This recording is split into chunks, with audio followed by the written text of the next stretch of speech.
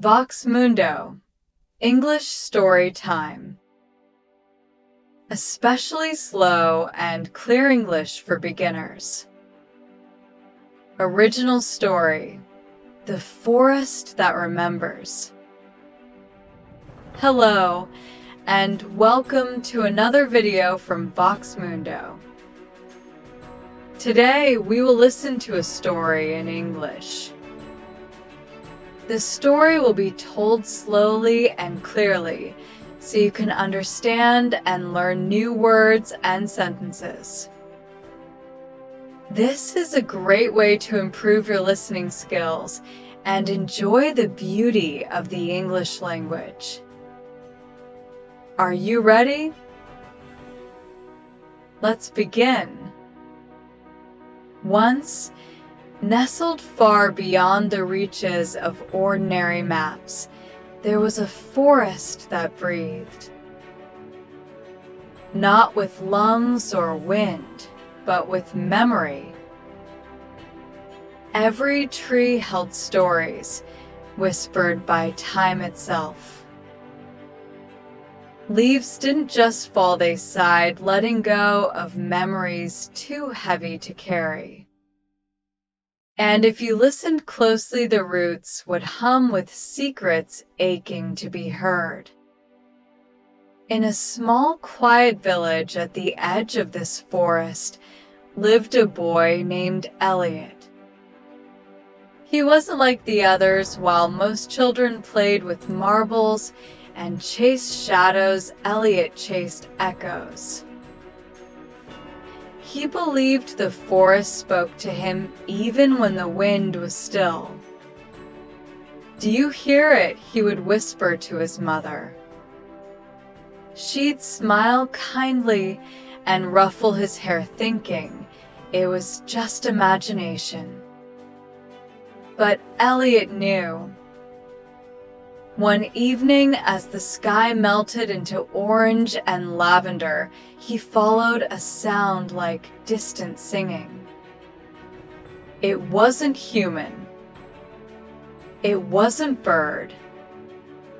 It was something else.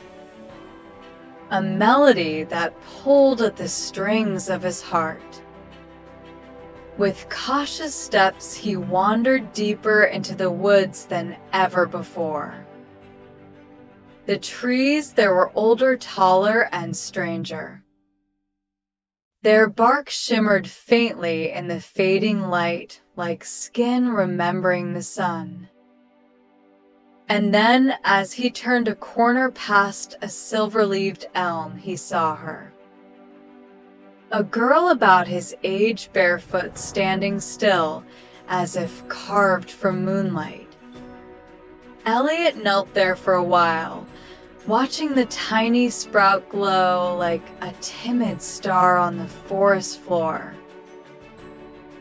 He couldn't move. It felt as though he was witnessing his soul being touched by something sacred and ancient. The laughter of the boy from the vision still echoed inside him, though the sound had already faded from the air. The forest had gone silent again, but it wasn't an empty silence. It was full of presence. As if each tree were listening, each leaf holding its breath. Elliot looked over at Lyra, who watched him with a mix of compassion and quiet expectation. "Was that real?" he asked, his voice trembling with emotion. Lyra nodded. "It was, and there are many more waiting for someone like you." She extended her hand, and Elliot took it. Her skin felt warm, as if she carried the light of day within her. Together, they walked deeper into the forest, where the trees grew older and the air was thick with stories. Each tree holds a memory, Lyra said, and some are dying because no one remembers them anymore. Elliot ran his fingers along a moss-covered trunk. He felt a sudden ache in his heart, as though he had touched a sorrow that didn't belong to him and yet somehow did. "How can I help?" "You must listen," Lyra answered. "The trees whisper, and when a guardian hears them, he can breathe new life into what time tried to erase." Farther ahead, they came upon a circle of stones covered in glowing blue flowers. Lyra knelt beside an exposed root and placed her hands gently on it.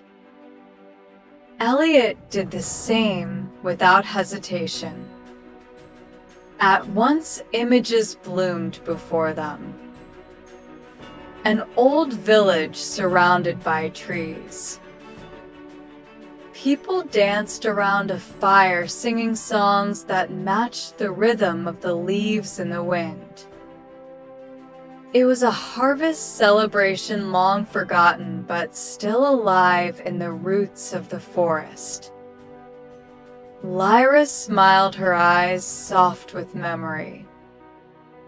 "That village no longer exists," she said, "but the memory still breathes." Elliot felt something change within him with every vision, as though he was becoming part of the forest, part of the very story. That night, Elliot and Lyra camped near the ancient circle of stones. The sky above them stretched wide like a velvet curtain pierced with stars, so clear that the Milky Way shimmered above the treetops. Lyra lit a small blue flame using petals from the enchanted flowers, and its soft glow made shadows dance gently over the bark around them. "Do you feel it?" she whispered. Elliot nodded, not sure if he was answering her or the forest itself. He was changing. Each memory he witnessed opened a door within him, and behind every door waited something beautiful and aching.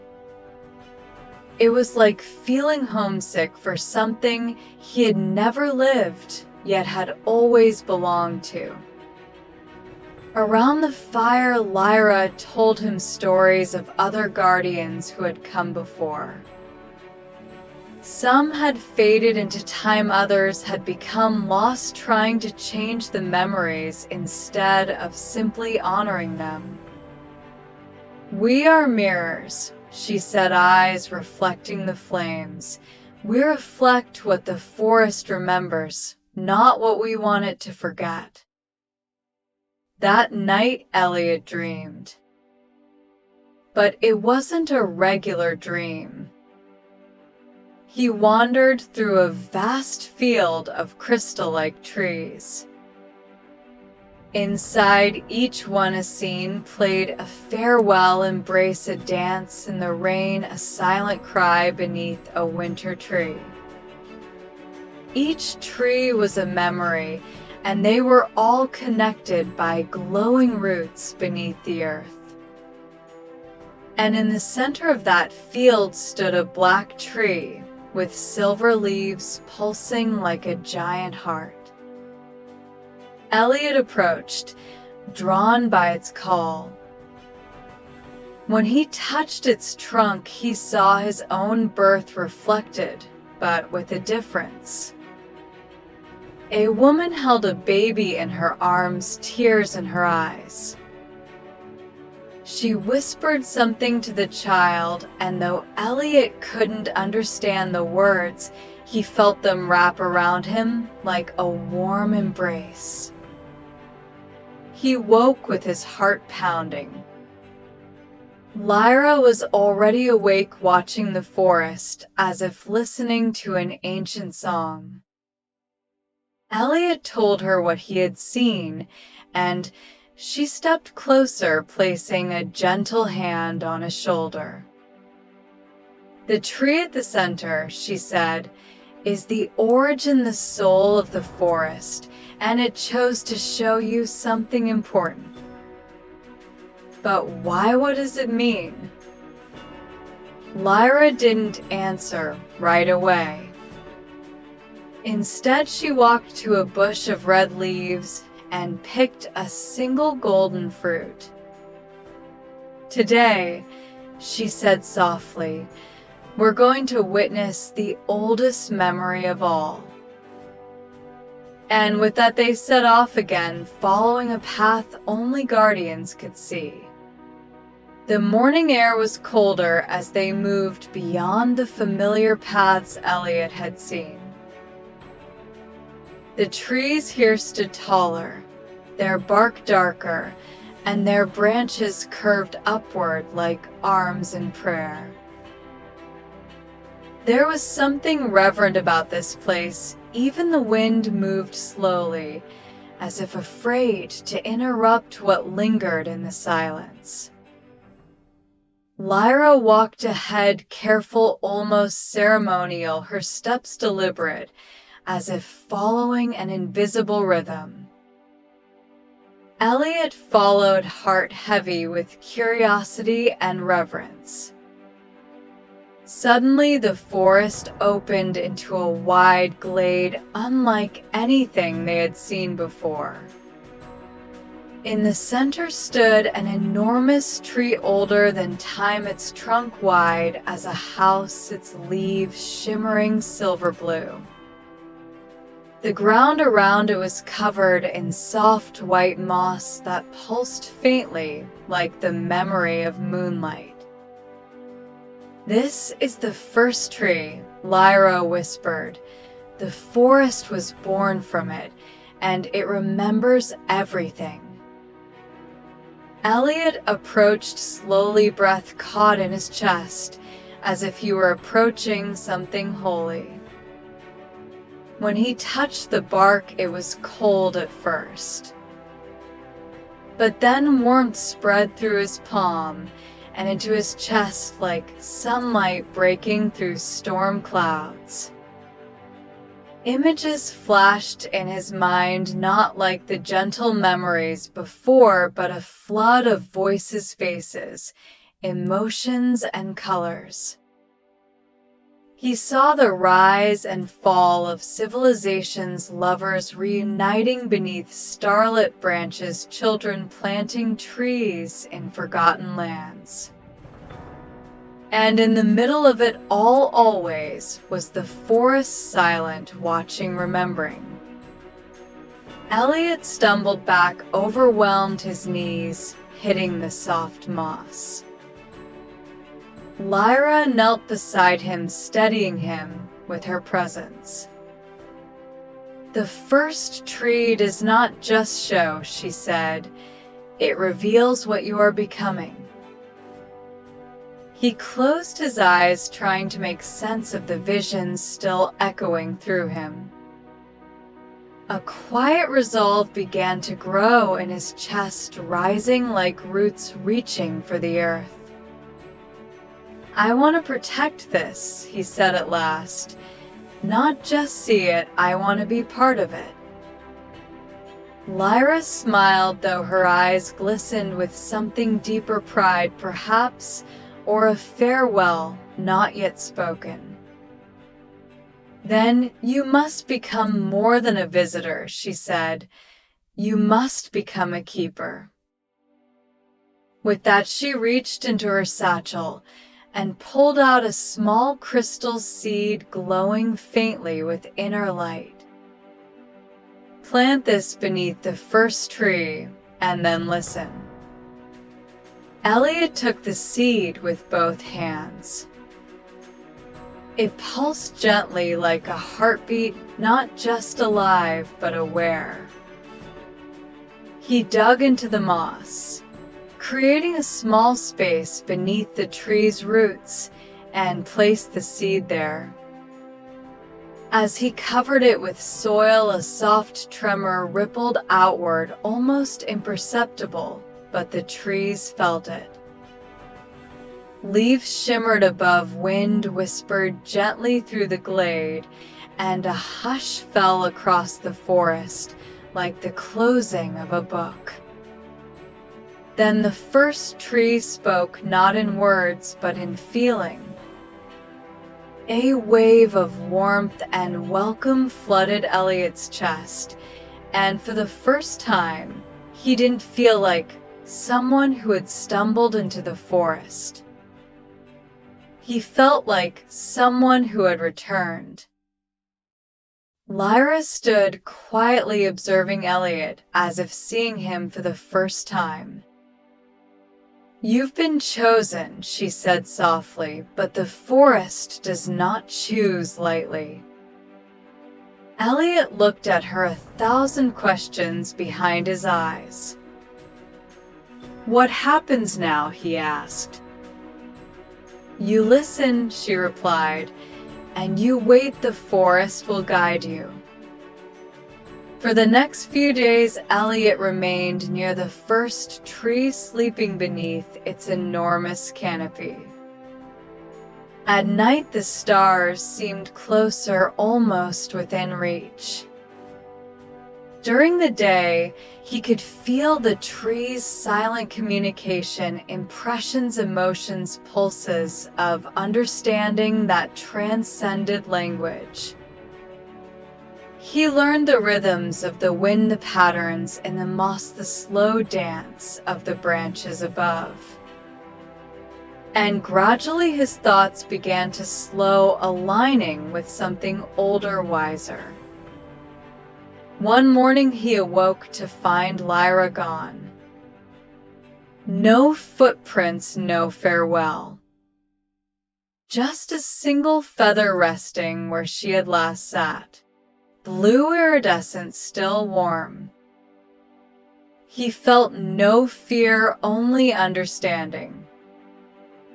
She had completed her part now. It was his turn to carry the story forward. The forest began to show him more visions of distant places, people who had forgotten the woods, cities growing like weeds. He saw hearts overwhelmed by noise and lights and loneliness.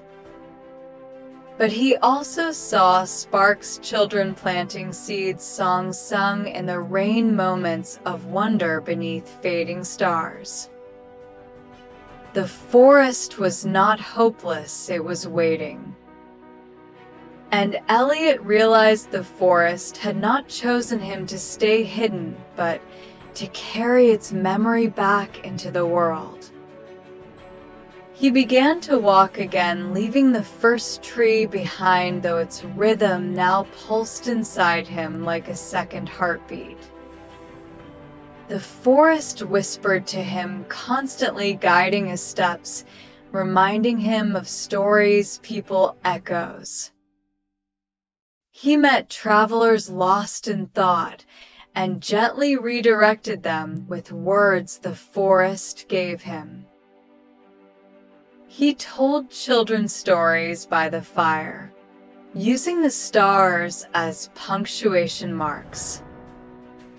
And always he carried a seed in his pocket, glowing faintly, a piece of the forest, a promise of return. Years passed. Elliot aged, but gently, like a tree in slow bloom. His hair grayed, but his eyes remained sharp and soft, filled with wind and time. People who met him never forgot him. There was something about him, the way he listened, the way he spoke, like the forest had shaped every syllable. He never stayed long in one place, but every stop left behind a mark, a garden, a poem, a moment of stillness. He returned to the first tree once each season. He never had to look for it, the path always opened before him, as if the forest remembered the sound of his footsteps. And each time the tree had grown its leaves a new shade, its trunk inscribed with the stories of his journey. Eliot never wrote his stories in books. He whispered them to roots, to wind, to sleeping owls and laughing streams. But still he longed for something. Not recognition, not reward, just someone to share the knowing. One winter beneath a frost-covered moon, he met a young girl at the edge of a dying city. She was sitting alone sketching trees that no longer existed. He sat beside her and said nothing. After a long silence, she looked at him and said, "Do you think forests dream?" Eliot smiled. "Yes," he said, "and sometimes they send their dreams walking." They sat there until morning, and when the first light touched the horizon, Eliot placed a glowing seed in her hand. "Plant this," he said, "when you're ready." She nodded, and something ancient flickered behind her eyes. As Eliot walked away, he felt no sadness, only a quiet peace, like a story reaching its final page. The forest was no longer just in the trees. It was in her heart now, too. And soon it would grow again. Seasons shifted like quiet breaths across the land. The girl named Mira watched the world change around her. She kept the glowing seed safe hidden in a wooden box beside her bed. Each night it pulsed softly, like a heartbeat calling to her. And each morning she drew the same tree, tall, wise, and older than time. The city around her grew colder, grayer. People hurried past one another, eyes on glowing screens, hearts heavy. But Mira carried a light within her that refused to dim. Eliot's words echoed often in her dreams, "When you're ready." She didn't know what that meant, not yet. One spring evening, after a long day filled with silence and concrete, Mira climbed to the rooftop of her apartment building. There she opened the box. The seed glowed stronger than ever, as if sensing the breeze. She knelt, broke through the gravel and dust with her hands, and planted it gently in the soil. No one saw her, but the wind paused to listen. That night the stars shimmered brighter than she had ever seen. A hush fell over the buildings, not silence, but stillness. Something ancient stirred beneath the city. And by morning a single green sprout had pierced through the rooftop gravel. Mira smiled, the forest had answered. The rooftop tree grew faster than anyone could explain. Neighbors whispered, reporters asked questions, scientists arrived with machines.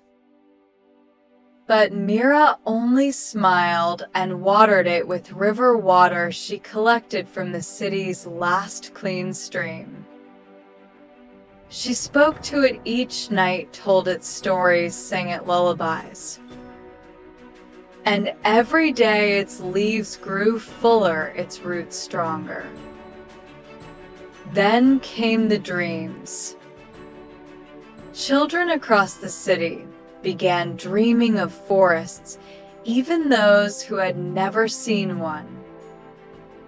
They described the same sounds: the rustling of ancient leaves, the song of distant owls, the heartbeat of the earth. They woke up different, calmer, more curious, more kind. Parents noticed, teachers noticed, and slowly the city began to shift. Parks that had been abandoned were cleaned and replanted. Balconies bloomed with color again. Conversations lasted longer. People started walking not to rush, but to notice. Mira watched it all unfold, her heart full of quiet joy. On the anniversary of the seeds planting, a boy knocked on Myra's door. He held a feather in his hand, blue and glowing. He said he'd found it under his pillow and didn't know why, but it felt important. Mira knew then the forest had begun choosing again. She invited the boy in and began to tell him Elliot's story. Years turned like pages in a favorite book. The tree on the rooftop became a symbol not just of growth, but of remembering. It reminded people that there was more beneath the noise of the world, that there was wisdom in stillness, and that stories mattered. Mira became a storyteller. She traveled like Elliot had once done, city to village, mountain to coast. She carried seeds in her bag, feathers in her journal, and a forest in her voice. People gathered wherever she went. They listened, they remembered. One day, deep in a valley forgotten by time, Mira sat with a circle of children beneath a glowing tree. She told them the tale of a boy who got lost in the woods and was found by something older than time. The children sat wide-eyed, hands tucked beneath chins, hearts beating with wonder. And when the tale ended, one child asked, "Did the forest forget him?" Mira smiled through tears. "No," she said, "the forest never forgets." That night a new seed pulsed in Myra's hand, one she had not placed there. She looked to the stars, whispered "thank you," and closed her eyes. The forest had remembered her too. And in every tree, in every dream, in every gentle pause, the story continued. Because stories like forests are alive. As the years passed, the world began to change in ways no one had expected. Forests that had once been silent began to hum again with life. Cities built over rivers began to rediscover their flow. People no longer rushed past trees, they stopped and listened. And children, more than anyone, seemed to remember without even trying. The seeds Mira carried bloomed faster with each new place she visited. Some grew into trees. Others grew into ideas. And some grew into songs. You could hear them whispered on the wind if you were very quiet. In the far north, a man, once afraid of silence, began planting wildflowers in cracks of sidewalks. In the deep south, a teacher who never believed in magic started writing poems under moonlight. And in a tall glass tower, a woman who had forgotten how to cry found herself weeping beside a tree that should not have grown there. Myra's story, Elliot's story, had become everyone's story. Not because they were told, but because they were felt.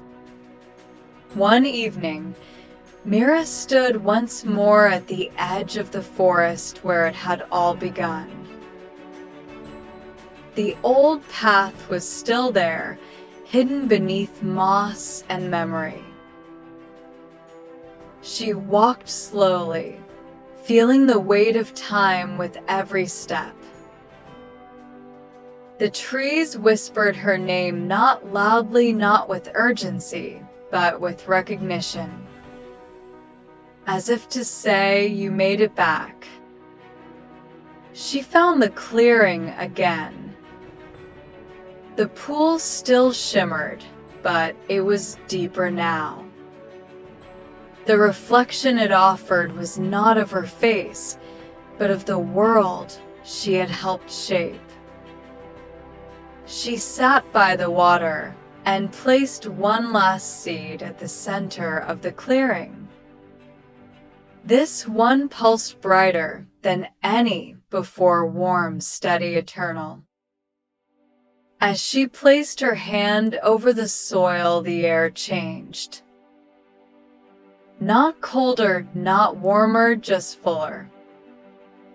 Like a song reaching its final note, or a story about to find its last page. The wind circled her gently like an embrace.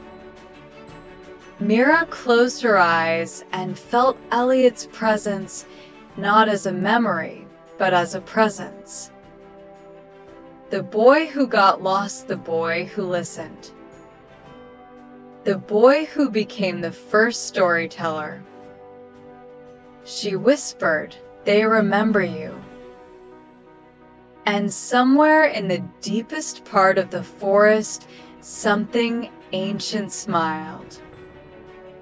A new tree rose from the earth, fast, graceful, and golden. Its branches reached high into the night, and its roots curled deep into the stories of the earth. It wasn't just a tree. It was a promise that nothing good is ever lost, that stories heal, that memory is a living thing, and that as long as someone remembers, the forest remains, not just in the woods, but in hearts and whispers and dreams. So, if one day you find yourself standing near a quiet forest, or walking beneath trees that seem to lean in closer as you pass, if the wind carries a tune you feel more than hear, and if you catch yourself remembering something you've never known, don't be afraid. It means the forest is speaking, not in words, but in memory. It remembers you, just as you now remember it, because deep down we are all part of its story. Each choice we make, each kindness we offer, each story we carry forward. They grow roots, they bloom. And somewhere, a light glows a little brighter because of it. So tonight, when the stars begin to rise, take a breath. Close your eyes and listen. Can you hear the leaves rustling in rhythm? They're telling the story again. For the 1,000th time. For the first time. For you. Because the forest that remembers will never forget. And now neither will you. Good night. And may your dreams be filled with light, with leaves, with stories, and with wonder. If the forest that remembers awakens something deep within you, like the whisper of a forgotten path beneath your feet, leave us a like. Subscribe to Vox Mundo for more stories that breathe magic into memory. And remind us that even the quietest places hold the loudest echoes. Turn on the bell so the next tale doesn't vanish like mist at dawn. Thank you for walking this path with us. Until we meet again, may your heart never forget what it once knew.